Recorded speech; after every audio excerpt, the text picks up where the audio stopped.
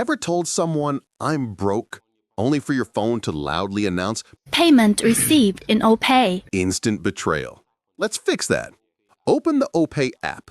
Tap the Me icon at the bottom right. Go to My Biz Payment.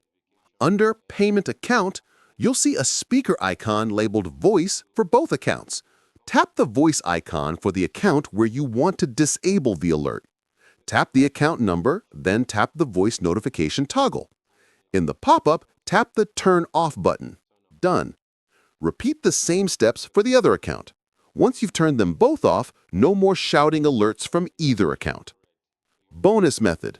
Instead of tapping the voice icon directly, you can scroll down on the My Biz Payment page, tap Settings, then tap Voice Notification.